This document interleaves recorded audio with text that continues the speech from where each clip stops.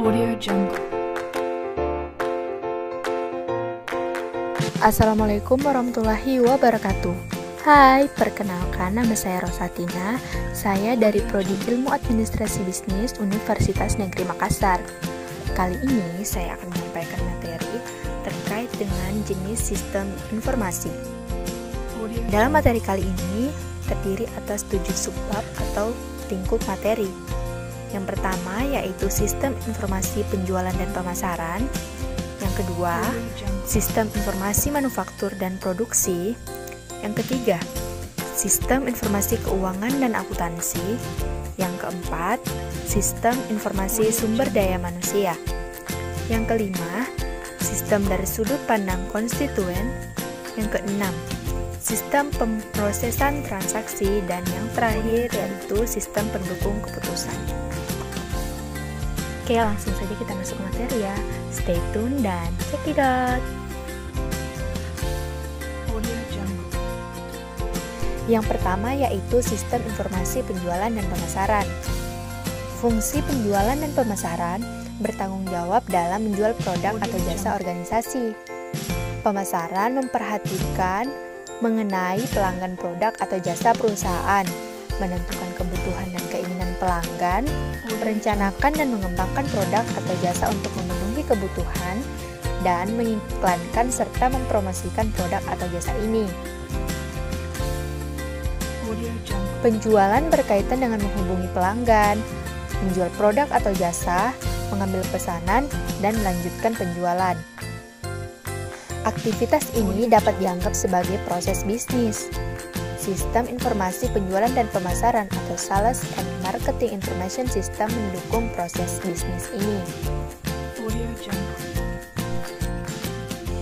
Nah, bagian di bawah ini mengilustrasikan sistem informasi penjualan yang digunakan retail, seperti The Gap atau Target.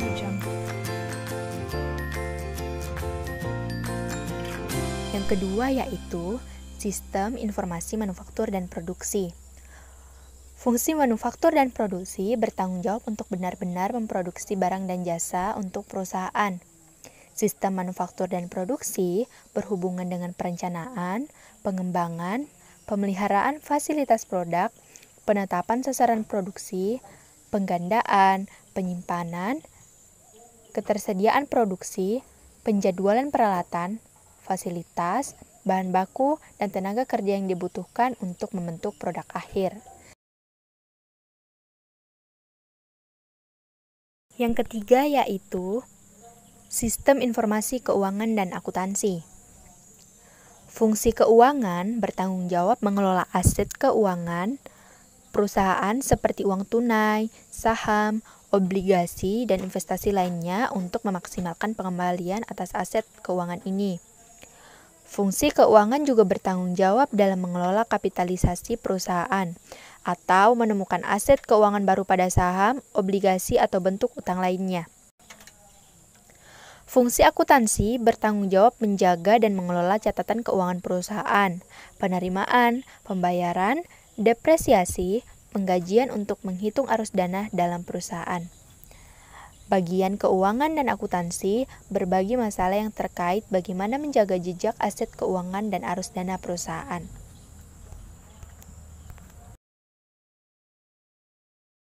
Selanjutnya yaitu sistem informasi sumber daya manusia atau SDM. Fungsi sumber daya manusia bertanggung jawab untuk menarik, mengembangkan, dan mempertahankan tenaga kerja perusahaan. Sistem informasi sumber daya manusia mendukung aktivitas seperti mengenali karyawan potensial, menjaga catatan lengkap mengenai karyawan yang ada, dan menciptakan program untuk mengembangkan bakat dan keahlian karyawan. Yang kelima yaitu sistem dari sudut pandang konstituen. Walaupun sudut pandang fungsional sangat berguna untuk mengerti bagaimana sistem bisnis melayani fungsi khusus, sudut pandang ini tidak memberitahu kita bagaimana sistem membantu manajer mengelola perusahaan. Di sini, kita membutuhkan sudut pandang yang memeriksa sistem dalam bentuk beragam tingkatan manajemen dan jenis keputusan yang didukungnya. Setiap tingkatan memiliki kebutuhan informasi yang berbeda sesuai tanggung jawab yang berbeda, dan masing-masing dapat dilihat sebagai pilihan informasi utama. Manajer senior membutuhkan informasi ringkas yang dapat secara cepat memberi informasi mengenai kinerja keseluruhan perusahaan seperti pendapatan penjualan kotor, penjualan berdasarkan produk dan wilayah, dan profitabilitas keseluruhan. Manajer tingkat menengah membutuhkan informasi yang lebih terperinci mengenai hasil area fungsional dan departemen tertentu para perusahaan, seperti hubungan penjualan oleh tenaga penjualan, statistika produksi untuk pabrik atau lini produk tertentu, tingkat dan biaya kepegawaian, dan pendapatan penjualan untuk setiap bulan bahkan setiap hari. Manajer operasional membutuhkan informasi tingkat transaksi seperti jumlah suku cadang pada persediaan setiap harinya atau jumlah jam kerja pada hari Selasa oleh setiap karyawan.